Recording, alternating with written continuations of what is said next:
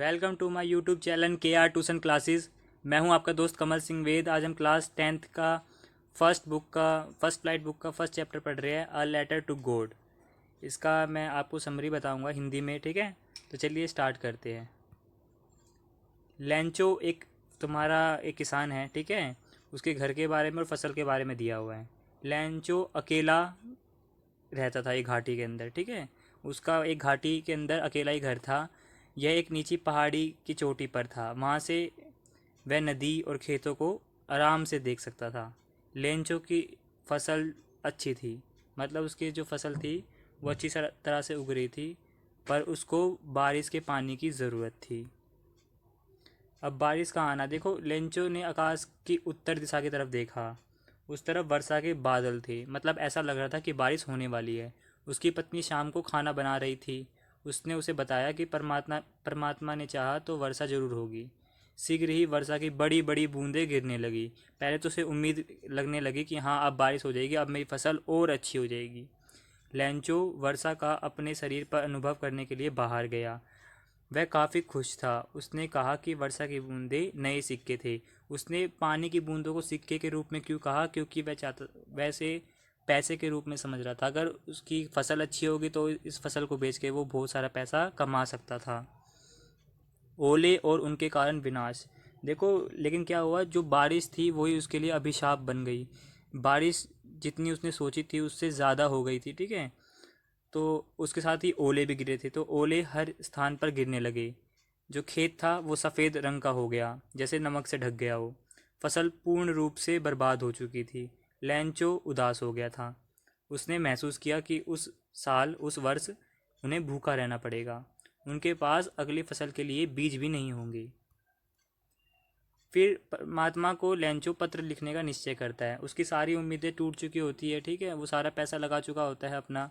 उसके पास अब पैसे नहीं होते कि वो जिंदा रह पाए, तो वो परमात्मा से आस लगाता है कि भगवान उसकी मदद करे। तो परमात्मा से सहायता करता है, लेता है वो। उसे विश्वास होता है कि भगवान जिस पे अपना आशीर्वाद रखेगा वह भूख से नहीं मर सकता। उसे परमात्मा में बहुत विश्वास था। अगले रविवार वह डाक खाने गया। उसने परमात्मा को उसके पास 100 पीसो मतलब ये तुम्हारे रुपए है, किसी जिस देश में लिखी गई है वहाँ की करेंसी है ये पीसो। 100 पीसो भेजने के लिए एक पत्र लिखा। उसने पते के रूप में परमात्मा लिखा। अब जब उसने पत्र लिखा तो वो पत्र गया पोस्ट ऑफिस। वहाँ पे था पोस्ट मास्टर। उसने लैंचो का पत्र पढ़ा, ठीक है। डाक खाने के एक कर्मचारी ने इस पत्र को पोस्ट मास्टर को दिखाया। पोस्ट मास्टर ने पते को देखकर पहले तो हंसा वो। उसने इच्छा की कि अच्छा होता उसका भी परमात्मा में ऐसा ही विश्वास होता जैसा उस आदमी का था, किसान का ना। उसके मन में एक विचार आया कि पत्र का उत्तर देना चाहिए हमें। परंतु उसे पढ़ने के बाद उसने पाया कि लेखक को पैसे चाहिए, ठीक है। तो उसने क्या किया, उसने उसका विश्वास रखने के लिए अपने सारे कर्मचारियों से थोड़े थोड़े पैसे इकट्ठा करना शुरू कर दिया। लैंचो के पास पैसे भेजना। इस प्रकार पोस्ट मास्टर ने सिर्फ 70 पीसों ही इकट्ठे कर पाया था। लैंचो को ज़रूरत थी 100 पीसों की, लेकिन ये सिर्फ 70 ही पैसे इकट्ठा कर पाया था। उसने पैसों को एक लिफाफे में डाला और उसके ऊपर लैंचो का पता लिख दिया। उसने हस्ताक्षर के रूप में सिर्फ एक शब्द परमात्मा लिखा। मतलब उसने देखो, जो तुम्हारा लेंचो था उसने परमात्मा को पत्र लिखा था, और पोस्ट मास्टर ने भी साइन करते वक्त परमात्मा ही लिख दिया, है ना। इसका मतलब कि जो जब लेंचो को तुम्हारा पत्र मिलेगा तो उसको क्या लगेगा कि ये पत्र परमात्मा ने ही भेजा है।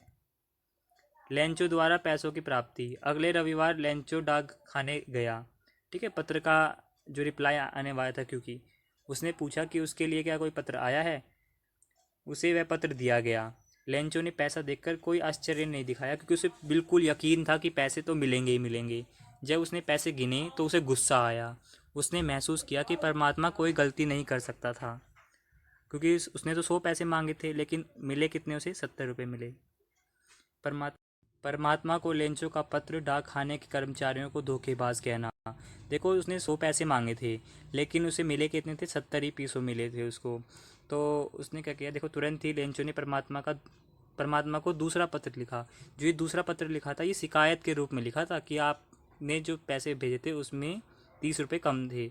उसने इसे लेटर बॉक्स में डाल दिया। पोस्ट मास्टर ने फिर दोबारा उस लेटर को देखा और उसे खोला। लेंचो ने उस पत्र में लिखा था कि उसे केवल 70 पैसों ही मिले हैं, परंतु उसने तो 100 पीसों के लिए कहा था। उसने परमात्मा को बाकी के पैसे उसके पास भेजने के लिए कहा, परंतु परमात्मा को वे पैसे डाक द्वारा भेजने के लिए नहीं कहा। कहने का मतलब है, उसने कहा कि भगवान इनके हाथों मत भेजना तुम पैसे, तुम सीधा मुझे ही पैसे दे देना।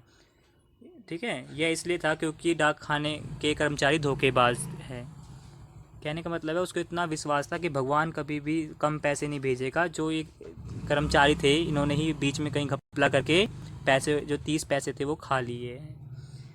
तो देखो, ये थी तुम्हारा चैप्टर था ये। ठीक है, बहुत अच्छी कहानी थी। इसमें से क्वेश्चन आता है, 6 मार्क्स का भी आ सकता है। इम्पोर्टेंट चैप्टर था तुम्हारा, सीख वाला चैप्टर भी है ये। तो वीडियो अच्छी लगी हो तो लाइक कर देना, शेयर कर देना अपने दोस्तों के साथ। चैनल पे नए हो तो चैनल को सब्सक्राइब कर देना। मिलेंगे आपसे नेक्स्ट वीडियो में। Till then, bye bye.